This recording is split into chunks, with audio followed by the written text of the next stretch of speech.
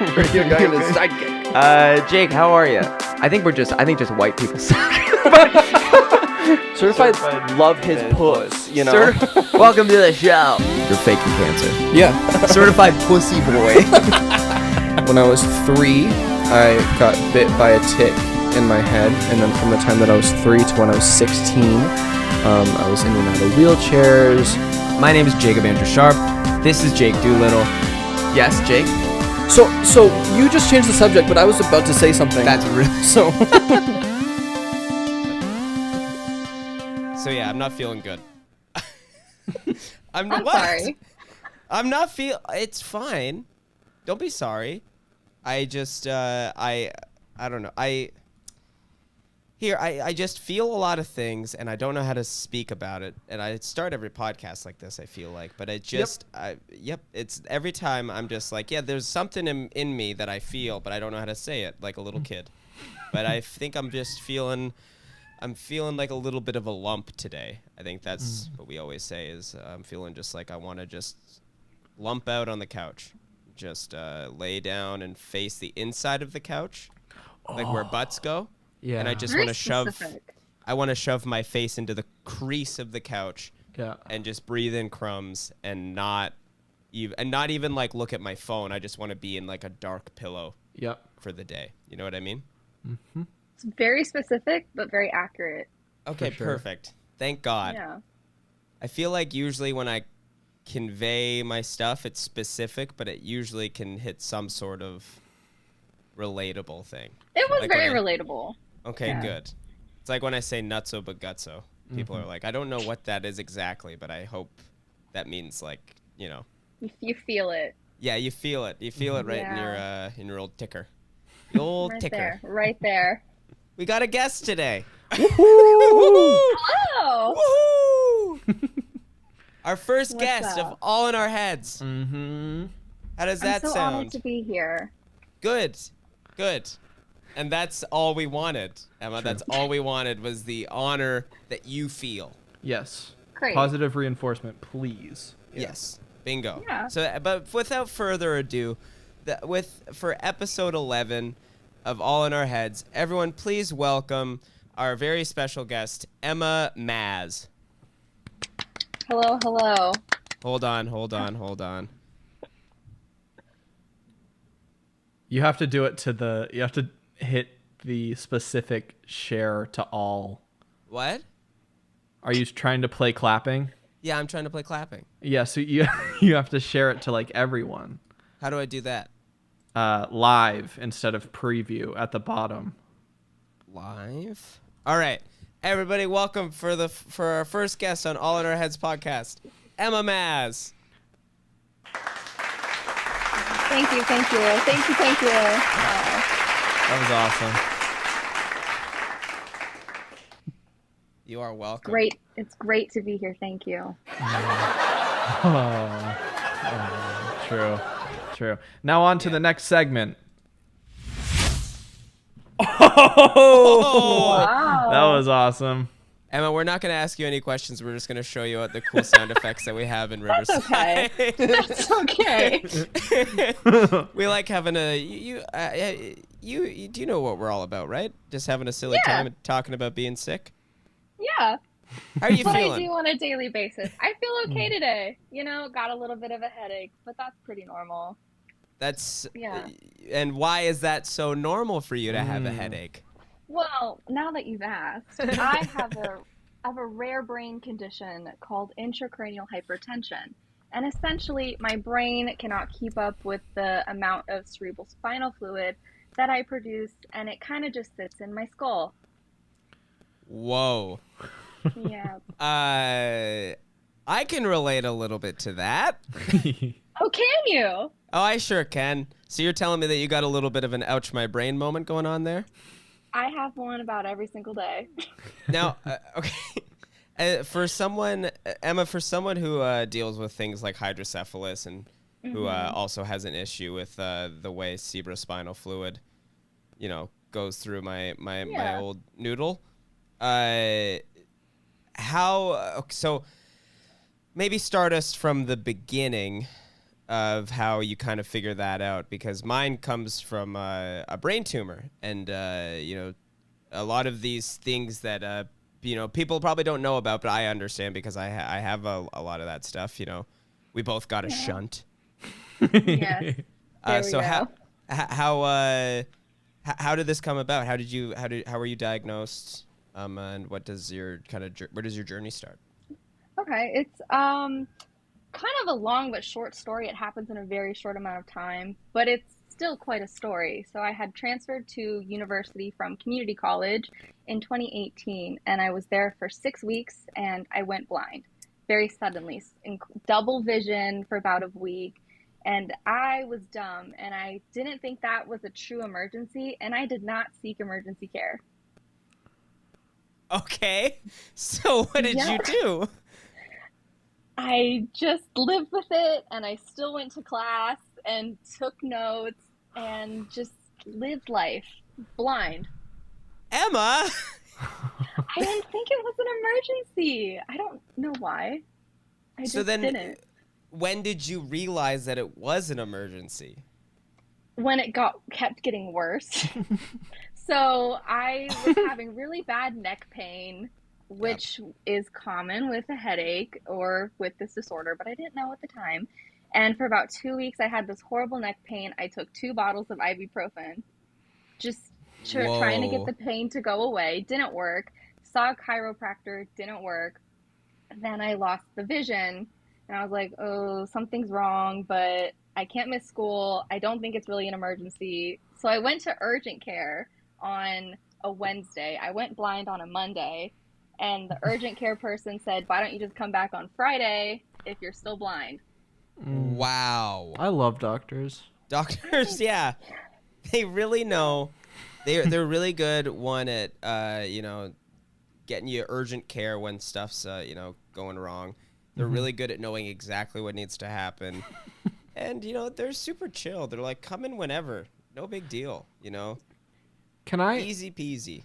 can I ask, what did you attribute the blindness to for those 2 days before, or even before diagnosis? I honestly thought it was just some weird migraine. I've had migraines in the past where my vision kind of goes a little funky. So I genuinely really just thought it was a headache. And Right. then as the vision loss got worse and worse, and to the point where I was so frustrated in class that I couldn't see the board to take notes, I went to the emergency room. And Right. so timeline, I went blind on a Monday night, finally went to emergency care on Thursday afternoon. The first doctor I saw told me it was a migraine and then sent me to an eye doctor. Oh no. I mean, yikes. One, I love the saying, I went blind on a Monday. Yeah, I went blind on a Monday. It sounds like a country song. You know what I Yeah. mean? But also, Yeah. that's like such a scary casual thing, is to be like, I've lost my vision, and then someone who's like a pro at this is just like, that's a headache. Because then you are, one, your stuff's been minimized, and two, you have to trust that information because you're like, well, he's the expert. Exactly. And the funniest part is I go in there saying I'm blind and I can't see, and he did not once look at my eyes. Oh my God. Didn't even give an eye exam. He just said, you have a migraine, go to an eye doctor. Did So you? then, Sorry. sorry, Jake. I was gonna ask. So, did you have any history with doctors beforehand? Like, because I know that some people, when they out of nowhere have things happen like this, they believe doctors right away. Like, I know that I did, and then slowly I was like, well, not all doctors are the greatest. What was your experience I before? personally never really had a bad experience with doctors. I seemingly went from a very healthy 20-year-old to now having this horrible problem to deal with. Right. But I come from a family where every single individual in my immediate family is disabled in some way. So I'm used to doctors kind of pushing people off or taking you very seriously. It's very either or. Yeah. Right. So then, were you a little Going in, do you think that's maybe why you pushed it off a little bit at all, or Yeah, yeah? yeah, I think that really had a thing to do with it because my disability at the time didn't seem as serious to me as some things I've seen. Mm. My stepmom had stage 3 breast cancer when I was in high school, and my dad had a massive stroke when I was 9 or 10 years old. So to me, that's my baseline of an emergency, not, oh, Right. you suddenly lost your vision, you should seek immediate care. Sure. Right. Unless they were like, you have Yeah, a stroke exactly. or a tumor, then it's like, well, then it's not gonna matter. Exactly. That's I do that all the time now. Whenever I'm commonly sick or anything's wrong with me, I'm like, well, it could be worse. And that's, Exactly. so when that doctor told you to go see an eye doctor, Hmm. how quickly did you go and do that? Because I assume just going to see an eye doctor wasn't like as quick as possible. Mm.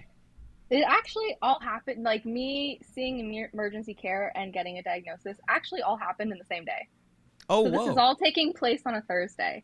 So when Okay. I got sent to an eye doctor, the doctor that I saw in emergency care actually called an eye doctor that was next door, just said, "Hey, I'm sending this patient over. I want you to take a look at her."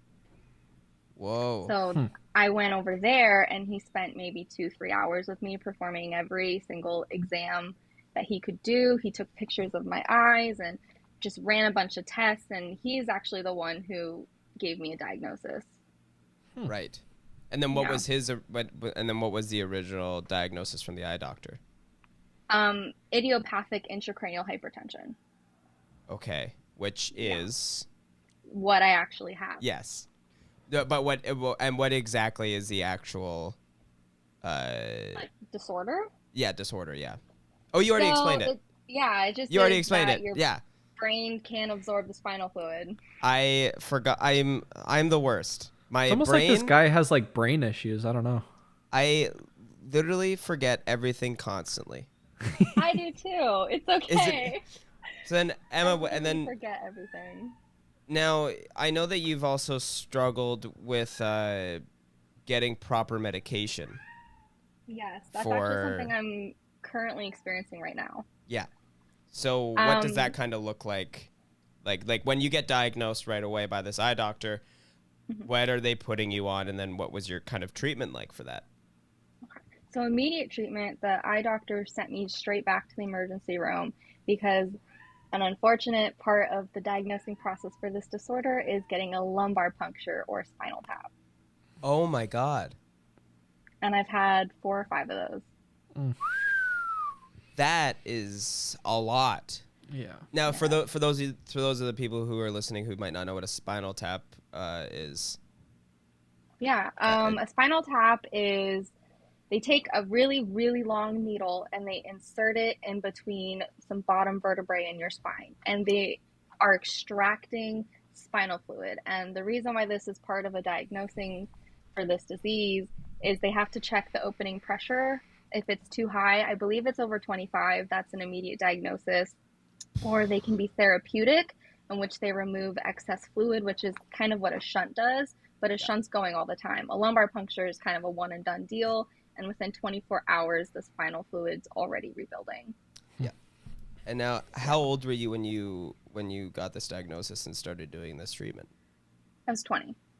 Wow, It happened in November. The exact date of it was November 28th, 2018.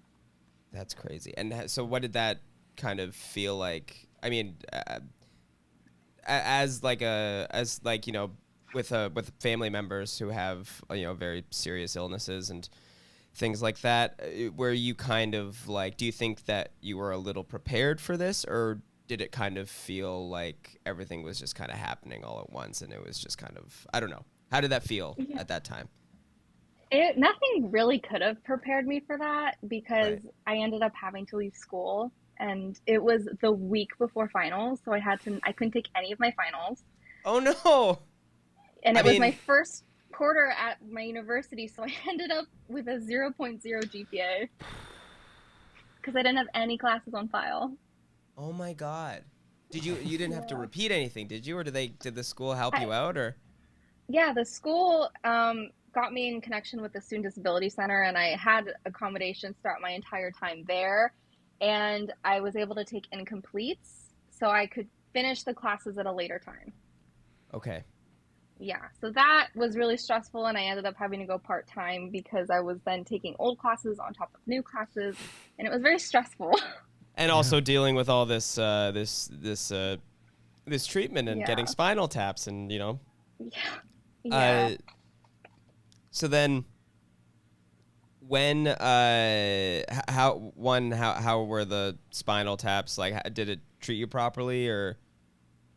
The first one that I did, so the one I had in the emergency room, Yeah. was the most pain I think I could ever describe to anybody. I've always described it as it kind of felt like someone was taking their hands, putting them in my lower back, and just slowly ripping my nerves apart. That's just the best way I can describe it. Oh my It God. it's genuinely so painful because they were doing it bedside, so they were doing it blind. So they were basically digging the needle through all the nerves in the bottom of my spine. Oh my God. Were they giving you any sort of pain medication or like? I ended up out of this, got 3 doses of fentanyl. So in the end, I Okay. felt really okay. But in the Right. moment, I did not feel okay at all. No, of Sure. course not. No, Wow. So you had to endure the pain and then get the medication. exactly. Good. Nice. They Good. gave Right. me a shot of fentanyl before it started. It didn't work.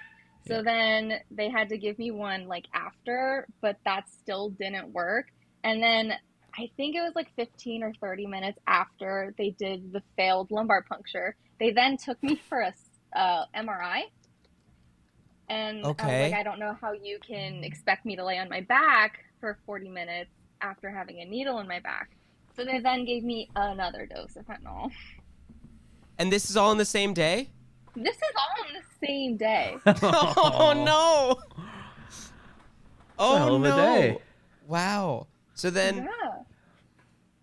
okay, because one, MRI's stressful enough, right? Oh, very MRI's stressful. stressful, annoying, loud, and like it's the worst because they always are like, sorry, we're gonna have to redo that one. You were breathing a little bit too heavy there, so we're gonna need to redo that. And I couldn't imagine after having a needle in your back doing that. Also, Exactly. That's what was that feeling like laying in there in the MRI machine and like were you going through like being like, okay, I have this thing. Can you tell me the thing, the disease again? I keep forgetting the name of it. intracranial hypertension. Intracranial hypertension. Yes. So when you got that information, are you like just like running through your brain like, okay, I have this thing, this is happening now, or are I you just didn't kind of really, I didn't understand the severity of it because when the okay? eye doctor had told it to me, I didn't really know how serious it was. And then I go to the emergency room and all the nurses are kind of being like, oh, you're going to be fine in like 7 days after you start taking medication. And they were kind of saying it's not that big a deal. But then it ended up kind of really being a big deal. Right. And Yeah. then, so after the MRI, they're just like send you on your way. Well, to be fair, for the MRI, I wasn't entirely conscious because I just had 3 doses of fentanyl running through my Fentanyl's body. crazy. So you That's could have so told much. me, you could have told me that the MRI took 5 minutes, and I would have believed Yes. you. It Yep. really felt like one and done, just Yep. done. Right. It felt like it did not take any time at all. And I Mm. remember them wheeling me to the machine because I was in a bed, and it hit about halfway through that. And after that, everything's a blur. Okay. So you Yeah. were like, MRIs are actually really fun. I recommend everyone get an MRI. Exactly. As long as you have 3 shots of fentanyl beforehand. Yeah, exactly. Sure. Yeah. What was your experience with the lumbar puncture? Because you said that failed. Yeah. Yeah, so they can do a failed lumbar puncture in which they don't collect enough fluid to determine pressure or if there's anything in the fluid. So they had to stop it because the doctor was doing it, couldn't get it right, and I was in too much pain. I mean, I was like holding on to the nurse because I was sitting up like this, and there was someone in front of me. So I'm just like holding onto this poor dude's shoulders, sobbing my eyes out because I'm in so much pain. My mom's like an hour and a half away. I didn't have anyone there. So they failed it, and then I had another one a couple weeks later under like fluoroscopy, so they actually do it over an x-ray so they know where to go, and that was so much better. For sure. Yeah, that was a 10,000% better. I think anything is better, really. Yeah, and then feeling around. Yeah, that's... So then, okay. So a failed lumbar injection. I'm saying that right? Lumbar puncture. Lumbar puncture. So they're swimming around your back looking for anything wrong. Yeah. And then they have to do this again, right? They tend to only do it for therapeutic reasons. So if they just need to very quickly get fluid out, but I had not yet gotten one that was helpful for me. So between the time of leaving the hospital, they gave me the MRI. They tell me to go home and see a doctor. So I go home and see a doctor. Between then, it took about 3 weeks to get an actual lumbar puncture, which brought my vision back.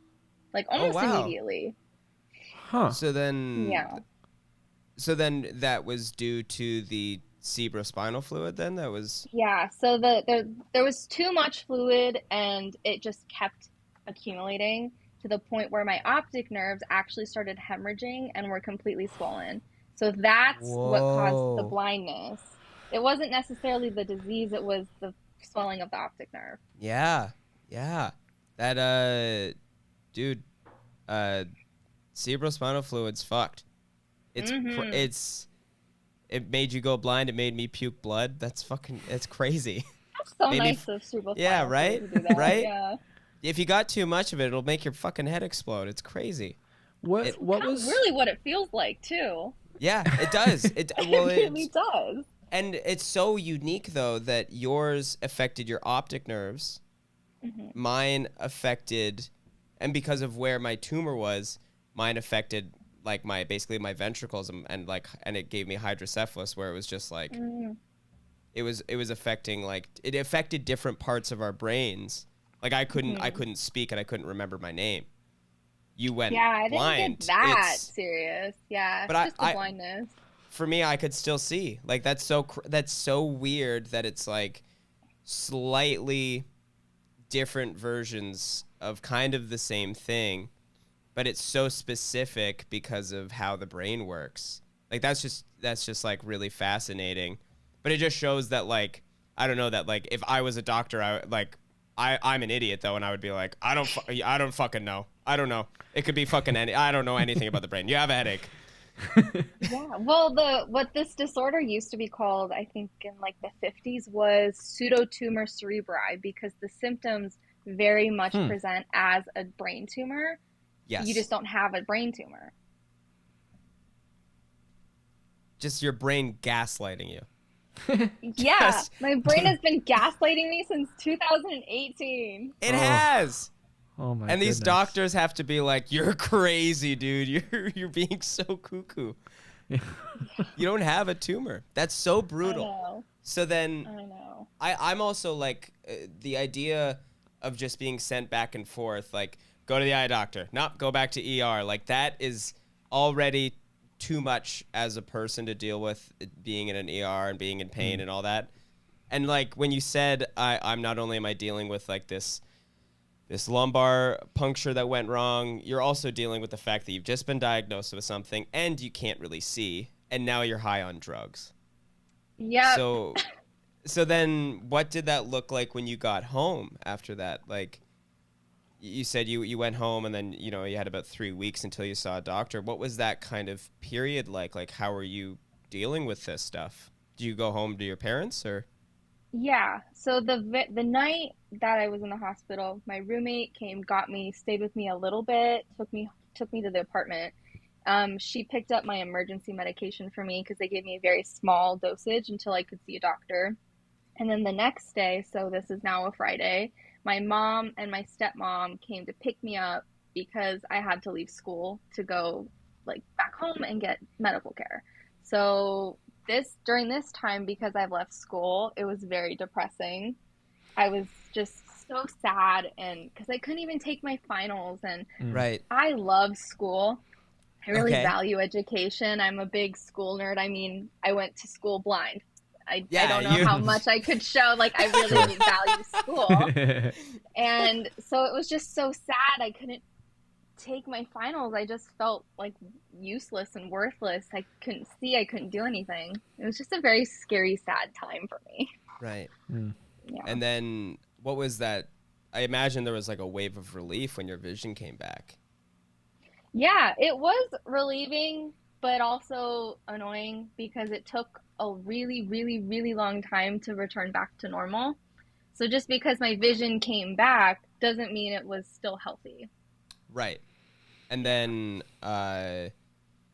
was there like regular checkups? Was there like what kind of was the rest of that like? Like, you know, you said it's sure they that your vision came back, but you said like, you know, you're not healthy yet.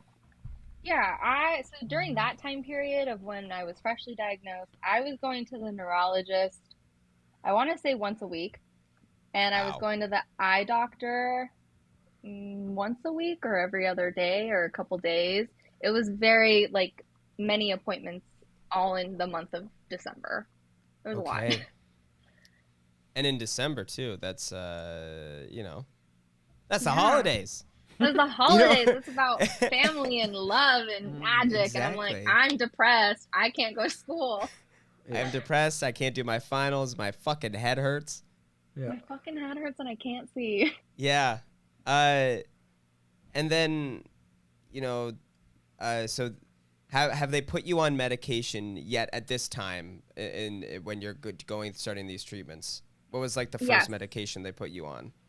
So the medication that they put me on, which is still the medication I take today, it's called Diamox. It is a diuretic. It absorbs the extra fluid I have in my body. It's also used for mountain climbers who do like high altitude climbing. Oh. Because when you high altitude climb, your cerebrospinal fluid increases, and then people get headaches. I didn't know that. Yeah, so it is also used for that. Okay. But I've so, been on this medication since then. Yeah, Diamox. Okay. So, that's sorry, Emma, but that's very funny to me to be like that the doctor was like, here's a serious medication for your serious, you know, your serious illness here, but also if you want to go rock climbing, you have the best medication in the business for it. Exactly. I'm prepared. Yeah, used for people like you, and then used for people who sign up to have their cerebral spinal fluid like Yeah. Yeah, exactly. raised. Yeah, what's it called again? What? Diamox. Diamox. Is it brought to you in part by Patagonia? Who, I don't know. I'm having a little collab. trouble getting it right now, actually. oh no. Yeah. Is there a shortage right now? What's going on?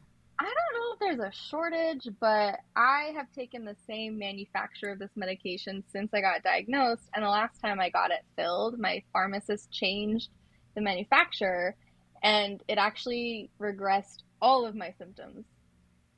And that's what we're dealing with right now, right? Yes. I can't Brutal. get the manufacturer that I need to like live. Oh my God. So then have you talked to your pharmacist about that? Like why they changed it or if there's any reasoning behind that? I don't know. I tried to get it last week, and the pharmacist said that because of the way the prescription is written, they can kind of do whatever they want, and they wouldn't allow me to request a specific manufacturer. I had to go to my doctor, tell him to rewrite the script with the manufacturer that I need, send it back in, but the pharmacy I go to doesn't have it in stock, so they don't have it to give to me, so they have to order it. And then I have Jesus to go Christ. back. Goddamn Get it. mountain climbers Yeah. I know. taking all the good stuff. These fucking I know. these fucking athletic freaks who are like, I'm gonna climb. Shut up. So rude of them. I'll say it. Mountain climbing is stupid. I've never It is. really. Yeah. It's dumb. Just exist on the ground. Mm. You know. You don't need to go up. That's stupid. Yeah. Go on a roller coaster. Grow up. Yeah, grow Grow up. up. Go to Grow an up. amusement Go- park. Go to an amusement park. Enough climbing. Climb a fucking tree, dummy. That's what I have to say to all the rock climbers taking your meds. And then, when did you get your shunt? I actually haven't gotten the shunt. You haven't gotten it yet. No. I'm Oh, still in no. like a referral-y process because I had a change of healthcare insurance in the past couple months. So, and my new healthcare insurance is not as good as my last one. Right. Because you live in America, and Exactly. that is a thing. So, Exactly. that is really frustrating. I'm sure I don't need to say that, but Yeah. so then, because this is the shunt is recommended to you by a doctor, correct? Yeah, for people who have my disorder, the shunt is pretty much used as a last resort if you're going blind and there's really nothing they can do to fix it. Right. They don't really like, because it is a risky surgery, it's brain surgery, so they like to reserve it unless it's truly an emergency. Yeah. But if I can't get my medication, I don't have the shunt, like, What's I'm not riskier, feeling right? the best. Exactly. Yeah. Like that. I don't need to get into the ins and outs of medical insurance and how frustrating that is, but that is right now we're talking about whether you can the way you feel and the way the health of your brain, and that to me that enrages me, and I can't imagine how you feel, Emma, but like I just don't I don't know. I would like to talk to your pharmacist and just be like, listen, we can't get the shunt right now. Just get the fucking pills because we're just waiting on the shunt right now. So just like, I just don't understand why there isn't any help in that regard. Like how there isn't a connection there being like, okay, this is how we can help this person. Well, the thing about America healthcare system, if we want to get into it, there's a lot of new regulations that have been placed because they want to fight all the drug addicts and everyone who's scamming the doctors for drugs. So they now let pharmacists have more control. Pharmacists can actually override prescriptions. Fun fact. If Is you that didn't a know new that, thing? is go ahead. Is that like a state thing or is that like federal? I want to say federal, but I'm not 1,000% sure. I just know that with specific medications, it's very, very hard to get. Some pharmacists won't fill. Some, like I have an issue right now with one of my pain medications in that my insurance company will only cover 7 days out of the whole year because I've been taking it too long. That's not what? How is that an issue of being like, you've taken this thing too long? Like that, what? So your insurance is basically like, why aren't you cured yet? Why aren't you better? They don't want me to get addicted, so they tell me I can only take it 7 days a year. Fuck. Wow. Now what does your doctor recommend then? They just try a different pain medication that my insurance will cover, but that doesn't necessarily mean it works for me. It's, yeah. Oh my God, Emma. So then, right now, like today, what's what are you taking? What are you? Or how are you feeling? Are you okay? I'm okay. I don't feel the best. I haven't taken the Diamox in a couple days because the only version I have is the one that makes me feel like shit. So I'd rather just not take it. But I went to the pharmacist today actually, so they're ordering it. Hopefully I get it this week. I'm gonna call tomorrow and see. I would also like to call, and I would like to have a word with these fucking people. All right, I'll send you over the pharmacy 'cause- number. Well, it might. Maybe that's a bad idea because I feel like maybe I won't get I you your wouldn't medication. actually. I feel Actually. like no, I know. I feel like in turn of that, they would be like, "Well, fuck that. You were. I don't know who that was, but he's an idiot, and he's yelled at us and called us nutso bagutso, and I don't like that." No. Jesus Christ. Well, I mean, as someone who has a shunt, I can only hope you get your shunt, but also I hope you don't have to get that surgery because that surgery is not great. It's very invasive, and I might have to get another one to get my shunt taken out. Shunts, buddy. Is there like they're, a tubing issue or something going on? There was an issue. We're doing an MRI in August to reassess everything. Hopefully everything can just stay where it is, and you know, I don't know. Are you able to feel the tubing at all? Yeah, it goes like, I don't know if you can see it in the camera, but there's like if I can stretch it at all, or that's the tube right there, and then it goes all the way up in here. And sometimes I can feel it move in my stomach a little bit when I'm working out, and it's like there's a little snake in me. There's a little snake in my brain.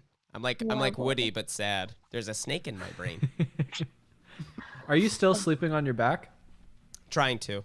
It's helping on tour because it's a bunk, so I can sleep on my back, and I'm not tempted to roll over. But yeah, I was sleeping on it wrong, and there was a kink in my thing, and it pinched something. Yeah, that's not fun. No, I'm not really selling you on the shunt, am I? Not really. But good news, It's my doctor actually has put me in pre-remission. Oh wow. Yeah. So what does that kind of like with intracerebral hypertension, what does that kind of mean, being in remission? Well, that would mean mostly that I just wouldn't need to be taking this medication anymore. But I think now that I haven't been on it and I took a bad version of it, I think that has kind of been pushed back. Because ever since then, I haven't been feeling so great. But if everything goes to plan, I think by the end of October, I should be like better or in remission. Well, that's incredible. I really hope that happens. Me very too. exciting. Thank you. How's the vision been lately? Have you been? Because I know it's come back here and there, correct? Yeah, so it originally came back when the swelling started to go down, but unfortunately, just because of how long they were swollen, parts of the optic nerve died, and once the optic nerve dies, it's done. It's gone forever. So I just have like visual black spots in both eyes, which gets a little distorting, but if I just use both eyes, I can't tell because your brain actively tries to correct what it really can't see. Right. But I think my vision is actually, because I still go to the eye doctor every 3 to 6 months to get checked up, and I think my vision's at the best it's been since I got sick. Amazing. Congratulations. That's incredible. Thank you. How's your relationship with your eye doctor? Really good. All Awesome. my doctors are incredibly nice. They're like the most understanding people I've ever met. They've never tried to like gaslight me, like medically gaslight. That's very common. I don't know if you've either experienced any of that, but it's very common. And they've always have put like the diagnosing and the diseases first. They've never been like, well, have you tried to lose 10 pounds? Have you ever tried this diet? They've always been like, okay, you have this, let's fix it. Yeah. I've Which also is so unheard of. Yeah. Yeah, I've been very lucky with that stuff as well. It's very refreshing. I know Jake has not been so lucky. Yeah, go into it, Jake. Talk about it. I mean, I've had a lot of people talk to me about like, because I feel like with chronic Lyme, a lot of people diagnose it in different ways, and things come with chronic Lyme, and like the medication is very weird. So I was like prescribed things by like medical professionals that are like Chinese herbs that make you throw up, and that's part of the process. And then I do that and nothing happens. Or it's difficult because most people don't, at least at the time, people didn't believe in chronic Lyme. So I was taking anything and everything. But yeah, I mean, anywhere from like go keto, and that will cure all of your things. And Right. you know, it's heard beautiful. that It's one. great. Yep. I had a roommate Or, once who told me to go vegan to cure my rare brain Easy, disorder. She easy, literally beautiful. sat me aside and said, "If you go vegan, it will cure your brain disorder. That's incurable." But Interesting. okay, Nice. all right. Nice. Huh. Hell yeah. Oh, I had people send me mushroom teas, mushroom extracts. I had people send me or tell me that I should look into a specific type of meditation, and I should avoid chemo, and I should do meditation instead. Sure.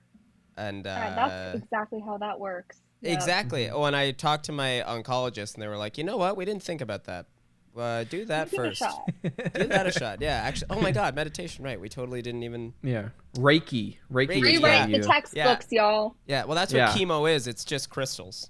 That's just you just hold a crystal and you hope. You hope. You hope it works. just Hope hope. for the best. You hope for the Yeah. best. Absolutely. I manifested remission. So. Emma, Hey, it worked out for you. have you in particular had the family members giving you not diagnosis but like treatments? Have you ever had because we have that quite a lot, Jacob and I. I don't think I have, because everyone I am related to in a very Gotcha. close contact is disabled in a sense. Yes. It'd be very ridiculous for, let's say, my brother who needs to take a shot in his, like, you know, the self-administrative shots to help with his psoriatic arthritis. Be like, why don't you just, you know, try meditating? It just doesn't work. Right. Well, Yeah. because I'm sure even they've experienced that as sick people. Being sick, I'm sure they've experienced other people telling them those things. So I'm sure that they are just like, ugh, yeah, no, I'm not gonna tell Emma that because that's nuts. Yeah. Emma, my whole family is very understanding, and Yeah. no one's tried to like step in and think they know more. We just kind of That's all go good. through our problems. Good. That's great. And that's Yeah. but that's sometimes the support you need is someone just to just let you go through your stuff and to support you. I think people get confused with support and control. Control is very much the thing of where you make it about yourself, as opposed to letting the person deal with it in their own way and deal with it on their own time and how they want to deal with their thing. But a lot of people will, you know, try to take the reins on it because they think they're helping, but they actually don't realize that they're just trying to control the situation so they can feel better about it. Yeah, and I'm sure you experience that a lot, you know, because you have cancer, and that's one of those things that people really want to be there for, and like, if you need anything, let me know. I don't know if you've experienced that, Jake, a lot, but my stepmom had cancer. I've experienced secondhand. If you both want to like talk about your experience with that. Well, Go for it, Jacob. I don't shut up about it, for Pete's sake, but the amount of times that folks were just, you know, people were just like, you know, you should do this, you're going to do that, or just doing things without asking, or doing things, you know, as a surprise, whether that's, you know, and I can appreciate things like, you know, when people would drop off, I had friends of mine drop off meals, drop off gift baskets. That's not what I'm talking about. That stuff is always helpful and kind. But just there were specific situations where I think I had people making medical decisions for me on my behalf without my permission. To be clear, I had a family member call my neurologist, or not my neurosurgeon, Dr. Daz, without my permission to transfer me to a different hospital without me knowing. And I had to intervene and say, no, I'm going to stay at the hospital that I live beside. I'm not going to this hospital. I don't need to. I'm not going to get into the specifics, but it was just something where I was like, "Oh, this is not about me. This is about you and how you want to control the situation." And that's also illegal. You're just so everyone knows, you cannot contact. I was gonna say that sounds very illegal. If they are a legal adult, you cannot contact their healthcare professionals and make decisions on their behalf. I learned that with my dad because he was doing that when I was a kid. So once I turned 18, it was a magical day. I feel like I had that experience where like I feel like mine was a little different because I was having like hundreds of doctors say that I was insane. And like people love to believe doctors. You know what I mean? And like some people just take it immediately as fact and that's it. And I'm crazy and I have Munchausen's. But like I had no friends during that time because there was really nobody being like, oh, he is sick. Like it's not just for attention. But yeah, it's been interesting. Emma, I did want to say, your brother has arthritis, you said? Yes. Now, you might not know this, and I do not mean to be very flashy, but I went to the arthritis convention, and Wow. it was a blast. So I didn't know arthritis had a convention. Juvenile arthritis specifically, yeah. Oh. Sponsored by Razor Scooter. They gave us all scooters because we couldn't walk. So a bunch of sick kids came in on Razor scooters, and it was right next to Disneyland, and we all went to Disney on Razor scooters. It was awesome. Stop. Oh my God. I'm not kidding. It was awesome. Wow. Wow. That's a flex. That's quite a flex. That is pretty cool. I haven't gotten a Razor scooter yet, so. Same. They don't give those out at Princess Margaret. They don't give those out to cancer patients. Yeah. I also grew up poor, so I couldn't afford a Razor scooter. So that's sick. I mean, literally sick. Literally sick. Yeah, literally sick. Literally sick. Yeah. But that is a weird market for Razor scooter to be like, we will sponsor this. In turn, we're hoping that the sick people are gonna get into scooters. Yeah, it was really cool. I guess. I guess it is because none of us. It's not like they could give us all wheelchairs, right? Right. Even though we all needed them. So instead of just like wheeling around and using our arms, they had us push on scooters, which in turn did hurt. Yeah, for sure. I'm not gonna tell Razor I'm gonna that. say if you need a wheelchair, you probably shouldn't be using your legs. No. But rollerblades, yeah, I don't. I think I'm gonna try and get X Games to sponsor the chemo wing of Princess Margaret. Cool. Get Matt Hoffman to be the spokesman for cancer and get Tony some Hawk's wing. Yeah, exactly. Get some bikes with pegs on them. And when you're feeling good, head down to the half pipe. We'll do some 360s and shit. Yeah. Actually, I have a question for you, Jake. Yes. Do you still need a wheelchair, or will you need one in the future? That's a good question. I think like for my stuff, so in the last like 4 years, I've been in and out of wheelchairs. I've had like eight knee surgeries in the last 4 years. So things like it's just I've had such a weird medical journey that I don't want to say I don't see myself in a wheelchair in the future because I feel like that's jinxing it. And every time I think that, I end up in a wheelchair in the future. So, but right now, things look okay. They took screws out. Things are all fixed. I have like every 6 months I have x-rays and whatever. But I think right now I'm good.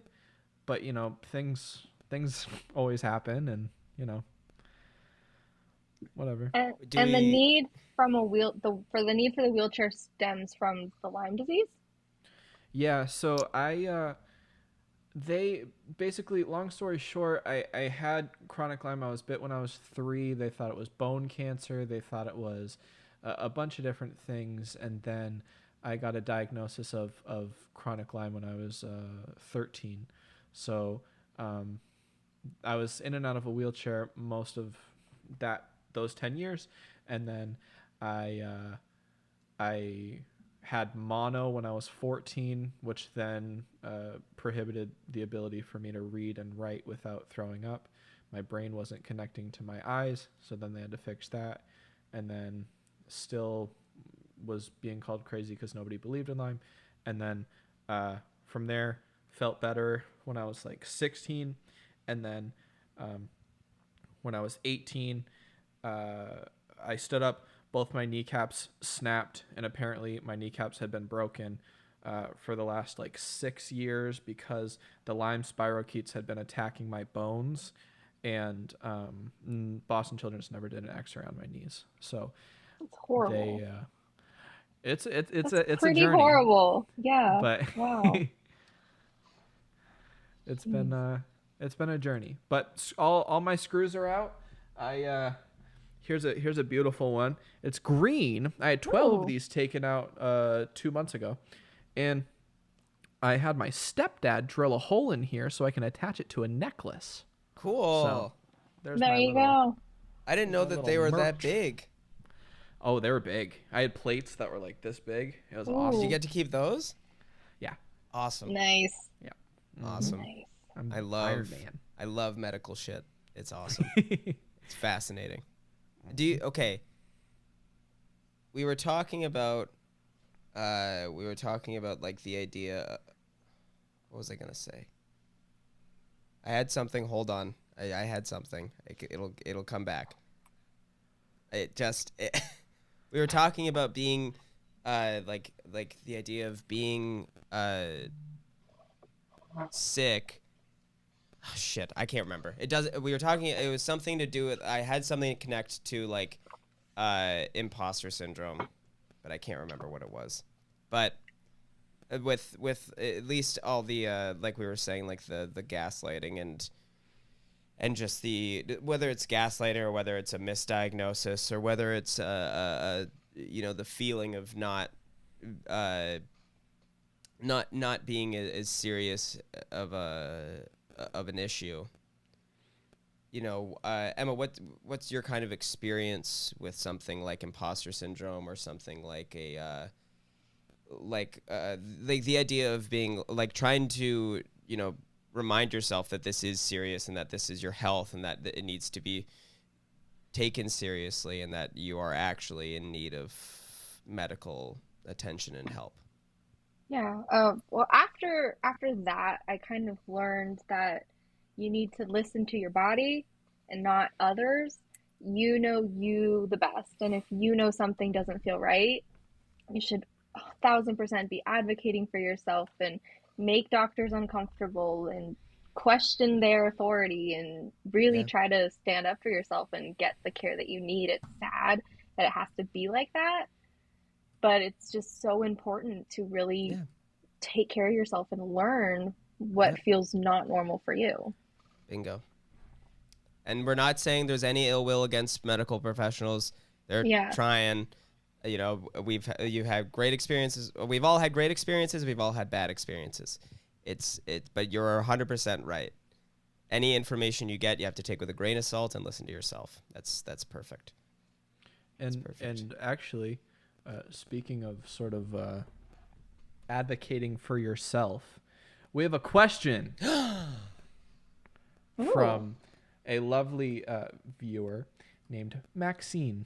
Hi, Maxine. Hi, Maxine. Thank you for your question.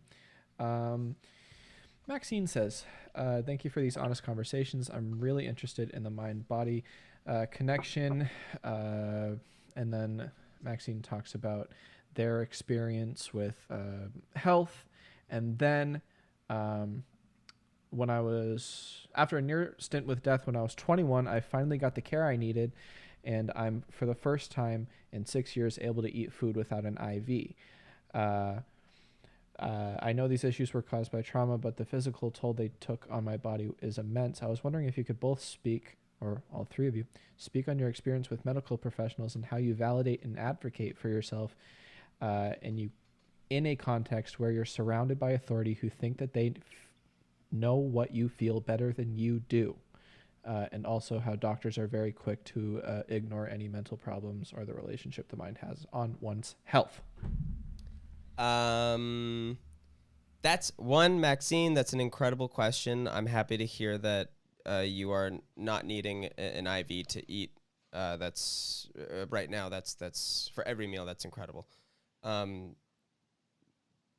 I totally understand that. I've dealt with that multiple times of sitting in a room of doctors, nurses, healthcare professionals, accomplished people who, you know, this is their job, and hearing things that might not be exactly how you feel. And because it's scary. One, you have to tell people, no, you're wrong, when that's their whole thing is, you know, knowing what to do. And then actually knowing how to articulate what you're feeling and actually knowing when to say, like, how to say how much it hurts. You know, that I think we've all experienced that thing, like the classic thing is scale to 1 to 10. What's the pain? And it's hard to know what that threshold is. Like when they ask you that scale of 1 to 10, I'm like, well, what is 10? I don't know. I've never felt this pain before. I don't know. I can't put a number on this. All I know is that it hurts like fucking crazy. It hurts like fucking crazy. A 10 to someone could be a 4 to you. Yes. That yes. is Bingo. such an invalidating scale of measurement of pain. Yes. If you feel like shit, you feel like shit. What does Yes. it matter if I'm a smiley face on a board or a red Right. frowny one? Right? Yeah. The worst thing someone's ever felt is the worst thing they've ever felt. And that's, you know, that comes along with all sorts of things, like when people get comparative with disease or illness, or, you know, like people all the time will be to me, they're like, oh, like, I don't even want to talk to you about it because, yeah, it's not brain cancer. And I'm like, it doesn't matter what it is. Your thing is your thing. You know, there's people deal with the worst shit constantly, and it's not fair to say to someone, oh, like, I would never go up to someone and be like, it doesn't beat brain cancer, because that's so shitty, because it's like that I'm not here to minimize what people feel.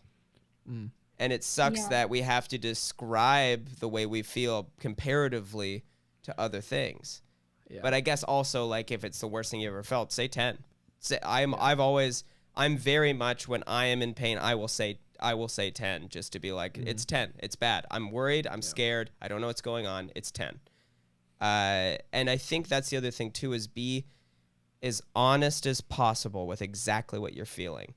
It took me a while to get there, because I'm also someone that I don't like to make people feel worried about me. I just will be like, it's all good.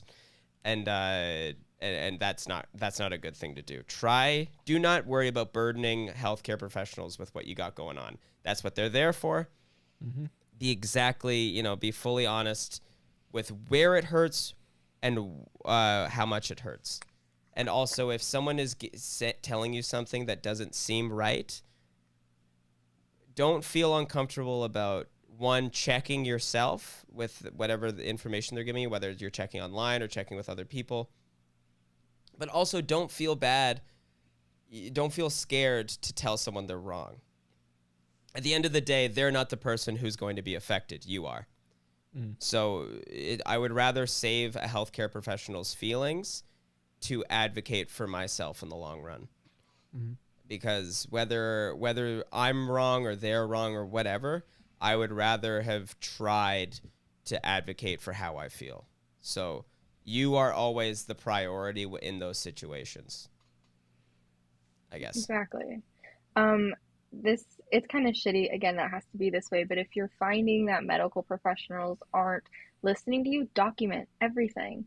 Take notes, dates of when things happen, take videos, take photos. If there is someone saying you're lying, show them proof. Yep. It's Bingo. hard to deny proof, and even though they probably still will, don't be afraid to ask for second opinions. Like, if you piss your doctor off, you piss your doctor off.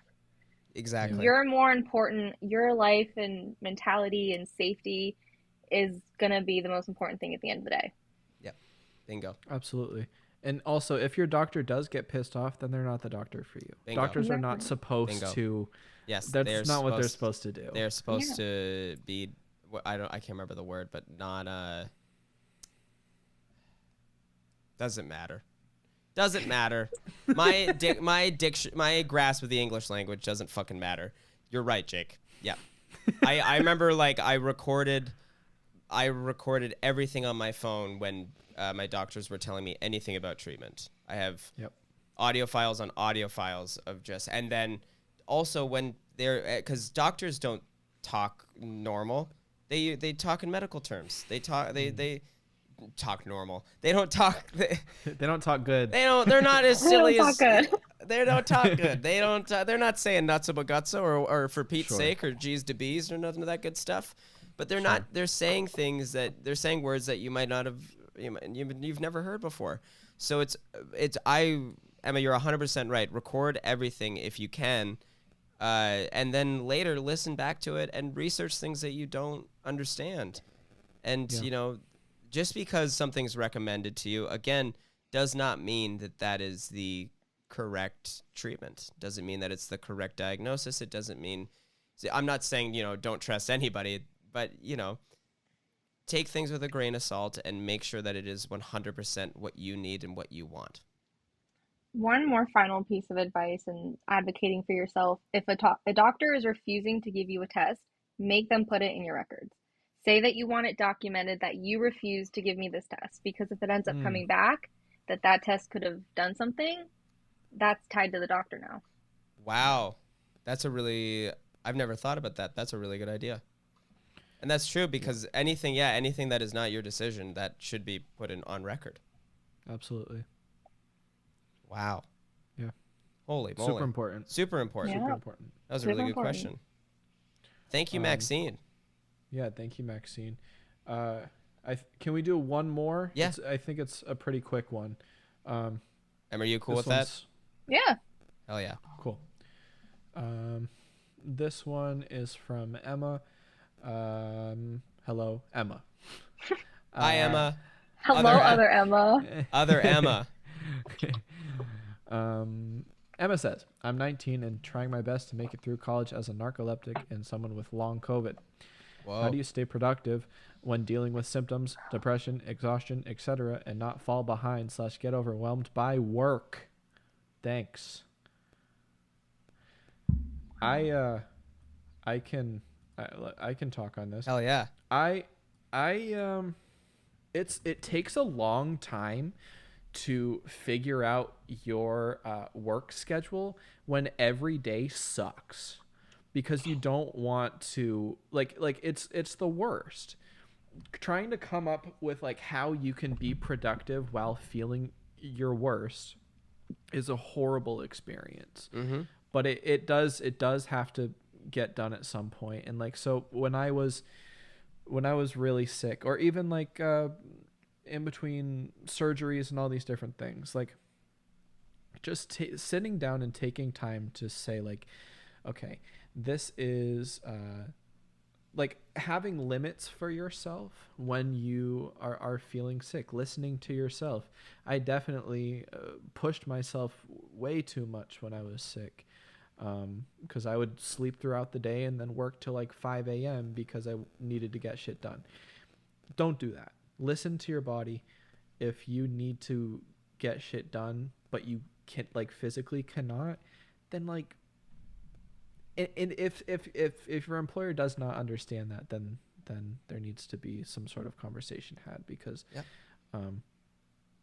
I think it helps a lot once you get that plan down and are sort of like, all right, this is what I can do on a good day, and this is the most I can do on a bad day. Yep. Yeah. Going 100%. to college as a chronically ill person is so hard. You feel very disconnected from your friends. I had very little friends, and I had no friends that understood what was I going through. It's just very hard, and that alone makes the stress so much more. And it's just, as Jake said, very important to learn your limits and practice not better study habits, but better study habits for you. Learn what works for you.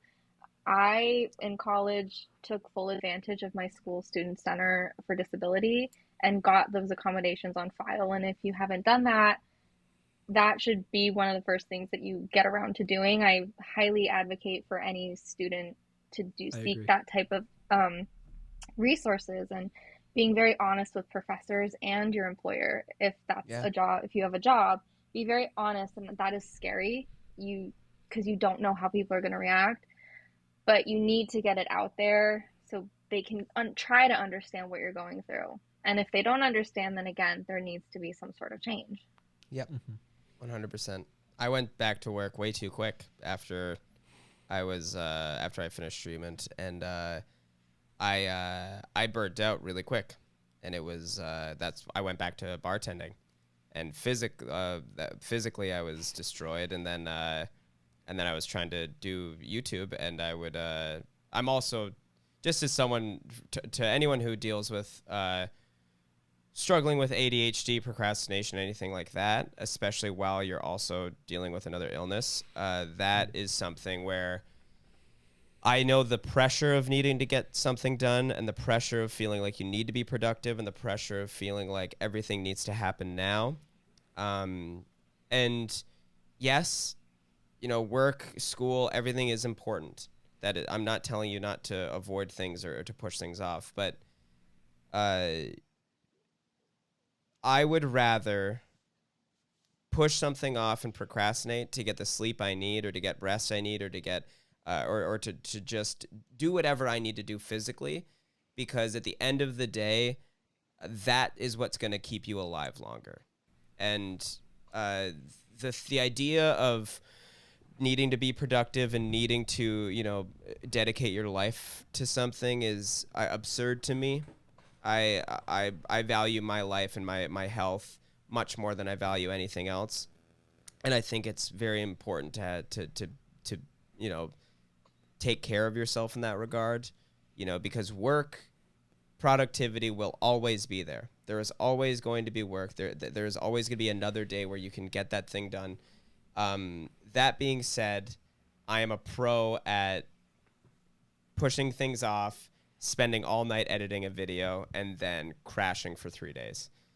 But one thing that has helped me with not only with productivity, with procrastination, my ADHD, with being still getting over chemo, getting an agenda has helped me immensely.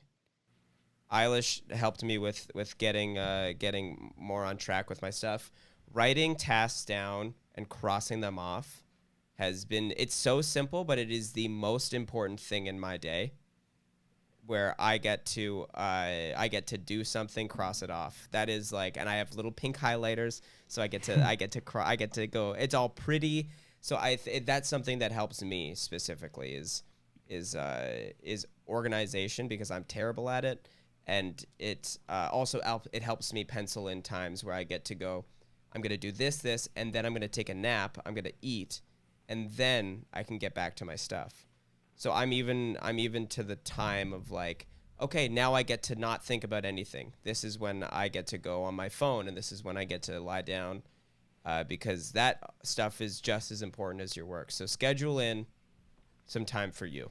That is my biggest thing, because it's important. I don't know. Jacob, Yeah. I also saw. I'm sorry for rambling. No, you're all good. I'm going to pee myself. I will cut this out. I'm going to pee myself. I will be right back. That's all right. Okay. That's all good. Sorry for rambling, Emma. I'm rambling like No, crazy. you're good. You're good.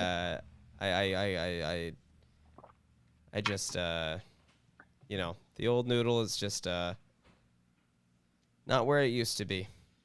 Nah, it's okay. It's all valid points though that you're making. So. Hey, what do you got on the old nails right now? Oh, I have those. Oh, those are sick. Those are so cool. What do you got? Whoa. I just got green guys, and they got a little flower. I don't know if These you are can a see. little fake though, so that's okay. Those are fake guys? Are they acrylic or Those are are they fake. It's gel. gel? Nice. Okay. I got a little Yeah. shellac going. Oh, nice. Yeah, Yeah. we didn't even touch the side of my health issues of lupus and Oh my my God. Let's oh let's yeah. talk about it. Yeah, you want to talk about my Jake. lupus? Yes, let's talk about lupus. What? Okay, So yeah. so yeah. Let's. Well, Jake can keep this in. Jake does. He's Okay. peeing. Okay. So were you diagnosed with lupus before or after? After. The After. the lupus is actually what caused the brain disorder. Oh really? Yeah. Jake, I got we missed over some lupus. Really? Yeah. yeah, I've got lupus too. I've got a whole bunch of stuff. Oh my goodness. Yeah, the lupus caused the brain disorder, so I got diagnosed in 2018 with the brain thing, and then at the end of 2019, beginning of 2020, I was officially diagnosed with lupus. Oh my God. Huh. And then Yeah. how did they how did they find out that you had lupus? Well, when I was I'm not very well, educated on yeah, lupus. Sorry. no, lupus. So lupus is just a chronic illness in which your own immune system basically attacks your own body. Right. Uh, so it's very common to get things like arthritis, kidney failure, lots of other issues. For me personally, when they were undergoing all the testing that I had to do for the brain thing, they found some weird things in my blood, which then led me to seeing a rheumatologist, which, led to everything else. But Jesus. the key to my diagnosis was when I started losing all my hair. Hmm. Oh my Because goodness. lupus will attack hair follicles, and it generally Yeah. will attack your hair follicles in your Right. head. So I started losing all my hair, which Jacob, I'm sure you know, is no fun. It's very mentally draining, and people don't really tell you that. They do not. I couldn't imagine that as a woman. That's. Yeah, that Sorry. was a lot. Sorry, Emma. I didn't even check your Good? pronouns at all. Yeah. Okay. Sorry. Yeah. Yeah, no. Okay. We're fine. But yeah, as I know a lot of people who have dealt with hair loss, whether it's from cancer or from anything else, but losing your hair in any regards is shocking, and it's I had this thing. I don't know if you had this where I didn't even think I didn't really register it because it was happening. It kind of just like it kind of happened over time. So then I was just like, oh, okay, I'm bald now. There was times when I was sick. I was like, I don't look that sick, but I also didn't have like eyebrows or eyelashes. So I was walking around being like, no one can tell, but everyone could super tell. With your bloody eyes, nobody knows. Yeah, nobody knows, and I was Yeah. white as a ghost. But it's something where I think because what's the thing that they say you never actually see what you look like because of Oh, mirrors and everything, yeah. right? So like I didn't fully understand, I think, when it was like I didn't fully understand that I was like I'm a bald guy. It took me a while to like really come to grips with it. And I think that like it's something that maybe you justify in your brain. You're just like, no, this is normal. You know what I mean? Like I was just like, no, I still have hair. It's just not here right now. Like I was just like trying to justify it in any way. And then there was this one day where I was just like depleted, and I was just like, oh my God, it's actually gone. And it was like it was the most like it wasn't devastating for me, but it was very just like I don't know how to describe that feeling, but it was just like I guess I was sad, but then also just kind of like I guess confused. I was very confused because I was just like I think I was just like I think I was a little scared because I've always been scared of going bald. I was always under the impression that I would go gray, but then this kind of forced my hand a little bit. I never wanted to be a bald guy. But you're rocking it. Oh, thanks, buddy. Well, and your hair grew back. Yes, my hair did grow back once the lupus got under Yeah. control. I was taking Plaquenil, which is the medication that Donald Trump said cured COVID. Oh my god. Wow. Yeah, Have you? And funny enough, it did, and COVID's over. COVID's over. it So did. that's Everything, awesome. COVID's over. Well, except for us bald idiots who have COVID. Mm, It didn't fix me. I don't have sorry. COVID right now, but I am super fucking bald. Yeah, But, the you know. hair ended up growing back. That's good. But for a solid year, it just kept getting thinner and Yeah. thinner Yeah. and so thin. It started out with my hairline, and I was Okay. rocking a unicorn horn for a bit. So I Oh, had to whoa. get bangs to hide it, and then eventually it just got too thin. I just had to chop it like to the jaw. Yeah. But eventually Wow. it's grown back, and this Well, is like the longest and healthiest it's ever been. Amazing. Looks It looks great. incredible. Yeah. And Thank you. how did that, at that time, what did that feel like for you? Like you said, it was like, I think I derailed that thought a little bit, but how did that feel? Like I said, like, especially as a woman, like, I find my hair didn't matter to me at all, but I don't know, how do you feel? What's your relationship with your hair? That's what I'm getting at. I before was like getting my hair professionally done. Like I put Yeah. a lot of time and money into my hair. I still do get it professionally done. And I didn't realize how much of a part of my hair was to my identity. Yep. So like when I started losing my hair, I was like, "Oh my God, like I'm ugly. I'm hideous." Like not to say that everyone who doesn't have hair, it's just like how I felt about myself. Yep. Yeah. Yep. And I was considering, because it just kept falling out, like brushing my hair, washing my hair, it just kind of would fall out. And I had like a huge bald spot on the back of my head, and that made me so self-conscious. And Right. it just wasn't a fun time for me. And it was Yep. really in like the middle of COVID. It was 2020. Like I already was like kind of depressed because of COVID. Yes. And I was living alone for a couple months, which was really scary. And it was just a weird time to like Yeah. be experiencing this.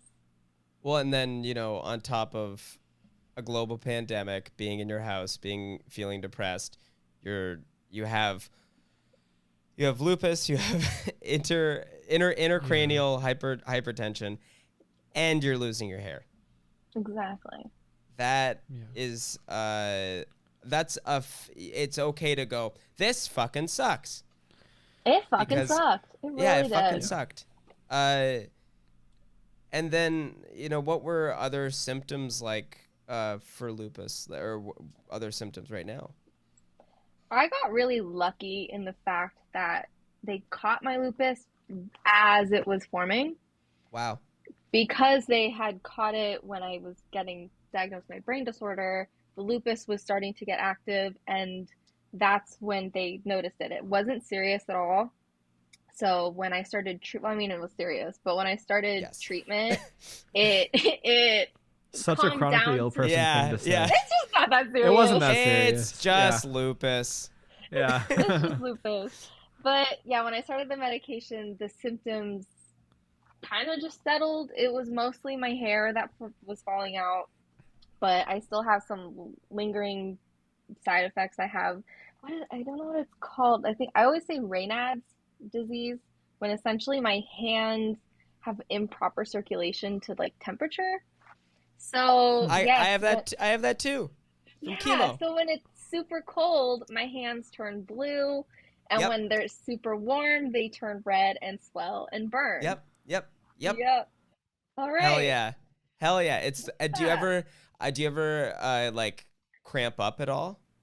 Yes. So mine, whenever I sleep now because of chemo, I'm always sleep kind of like curled up, because when I was Yeah. because I think it's a reaction to being cold, so I curl up really tight, and then I have horribly sore arms and hands the next day because I've just been squeezing it like T-Rex style into my body. When I sleep, I'm literally like curling into a Yep, ball yep, in yep, myself. Yeah. yep. Absolutely, buddy. It's a really weird thing, because like at first I was like, oh, I think I'm just really cold. And then like I was like starting to lose feeling in my hands, and when they started to change color, that's when I told a nurse in the hospital, and they're like, "Oh yeah, that's just." Well, they were just kind of like, they were like, "Yeah, like they got this thing now, so it's just always gonna happen like that." But they kind of had to tell me like, it wasn't like they weren't minimizing it. They were just like, "This is chemo. Sorry."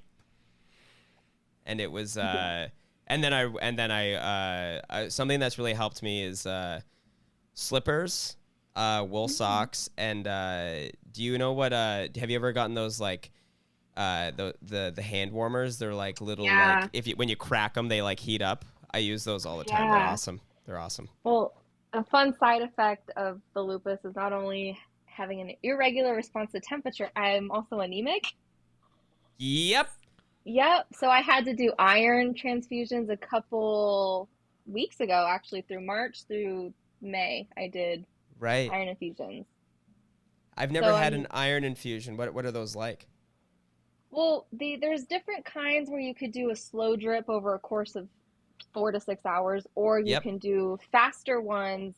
They're about 2 weeks apart and 15-minute intervals, and I did that one. Okay. I tried to take iron tablets, but it was making me throw up. Yep.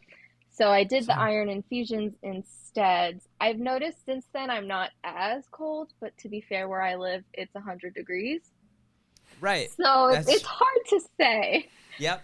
I remember when I was in between blood transfusions, it was the middle of August, and I was like wrapped in blankets at my mom's cottage. I was sitting outside in the sun, wrapped in multiple blankets, in pants and a sweater, and I still couldn't get warm.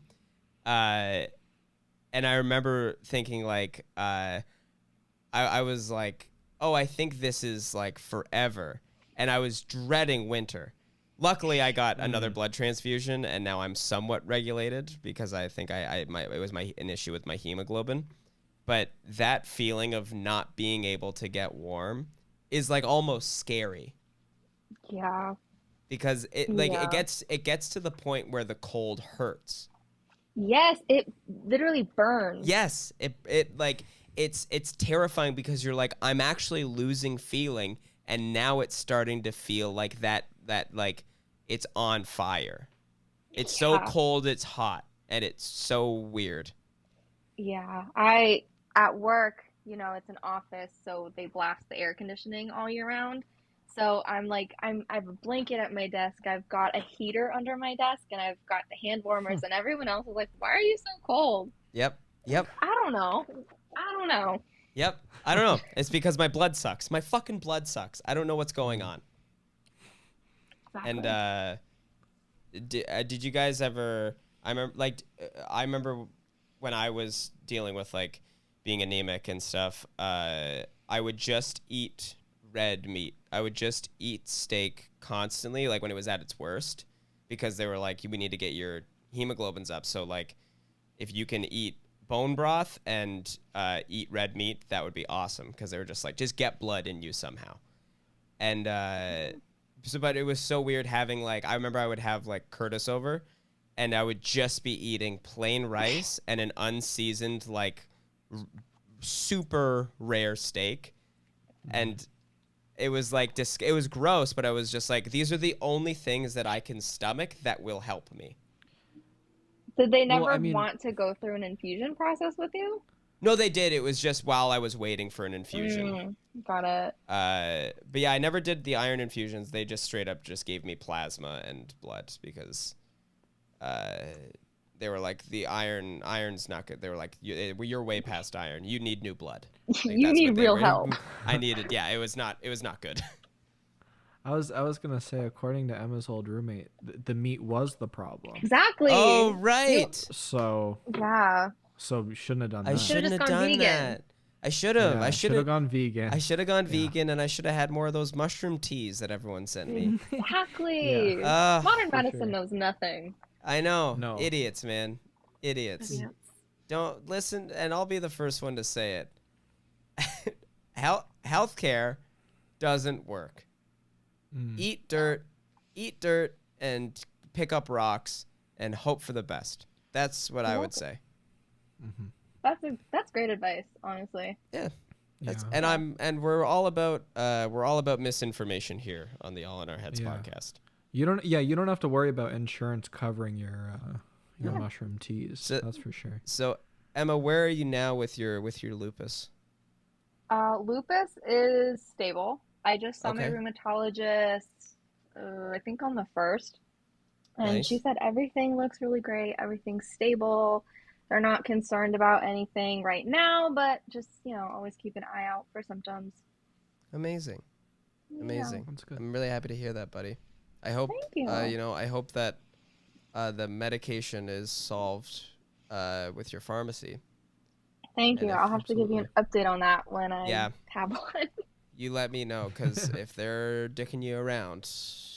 That's actually the Oh, phrasing my no. doctor said. Oh, really? Oh. Yeah, because I emailed him and I said, "Hey, this is what's happening. Can you rewrite the prescription?" And he's like, "They're just jerking you around. Like, I'm sorry they're Yeah. doing this." I'm like, Hell yeah. You tell them. Me and your Yeah. doctor are gonna go kick their ass. True. Go for it." Absolutely. Emma, do you have just any last advice for people who might be dealing with with whether it's lupus or intracranial hypertension or just anything in general? Well, it's just important to find a support system. Okay. When you're young, it's very hard to find one. Generally, you would turn to family and friends, but being so young and depending on what you have, they might not listen to you, they might not believe you, and your friends aren't always going to know what's going on. Even now, like, I still really don't feel like I connect to people my age just because I deal with different things. So just try to be social still and find a community that's gonna understand what's going on. And if you want to complain about your shit, complain about your shit. Absolutely. Absolutely. We're all about complaining here. If All about anyone makes complaining. you feel bad for saying, "I have a headache," all this shit, fuck them. Fuck them. Your pain is so valid, and listening to yourself and your pain, and you can complain as much as you want to. Yep. Don't Hell yeah. listen to people who say it could be worse. This is your worst. Yeah. Absolutely. Bingo. I love that. I love that. And for people who don't have a community, Jacob, ready for this? Discord will be in the description below. I don't have it set up, but I'm making it so that we will have one. I'm not going to talk about it anymore. We will have one. Oh, really? Whoa. Cool. I know. Emma Wow. knows this best. I'm terrible at Discord. I know fucking nothing about it. Only and I'm shitty at it. slightly. I know nothing about it. Emma's a mod on my Discord, and That you've used maybe 3 times. I've used it a couple times, but I have to message Emma all the time to be like, hey, how do I want to tell everyone that this is happening. How do I do that? And then Emma will, she gives me the tools to do that. Hey, that's why I'm here. I'm terrible at being online, but I absolutely love it. It's only your job. Yeah, it's Yeah. The oldest young the guy. oldest. you'll Oh, ever meet. absolutely. I'm 1,000. Yeah. Emma, how you feeling? Feeling good. Feeling good? Do you Yeah. feel like you feel good? You feel healthy? You feel happy? I feel healthy. I feel happy. Everything feels pretty okay about now. Yeah. How do you Good. both feel? I feel amazing. This actually really turned my mood around. Good. This guy was a I'm glad. grump before this. Yeah, I was an absolute. Yeah. I was a sour patch. I was a real piece of sauerkraut. And now I'm feeling pretty a-okay, brother. Feeling juicy. Feeling spicy. Feeling feeling nutso bagutso. I'm feeling fucking crazy. But that's What about you, because Jake? You know what? I'm feeling good. Everything's on the up and up. My buddy Jacob is home finally I get to play video games with him, and that's what that means for me. Do you want to play? Do you want to play 2K tomorrow? Yep. Okay. Well, Emma, thank you very much for being on the podcast. I really appreciate you coming on here and telling us about your story and giving us some really incredible information and being our first guest and maybe hopefully our first friend in the community of being sick, being a little sicko. Yes. Yeah, thanks for inviting me. It was really nice getting to talk about my shit without Hell yeah. feeling like I'm nagging on people or just No. trying to get attention. Like, it just is nice to talk to someone who gets it. Good. Yeah, we get it. It fucking sucks, and it's bullshit, and it's stupid, and it hurts. And just remember, it's all in your head. All in your head. You're crazy. It's all in your head. You're so crazy. Doing. Oh, hold on. Ellie. Hold on. Oh no, you asshole. No. No. Oh. No. Wait. No. Which one? I don't know. No, not that one.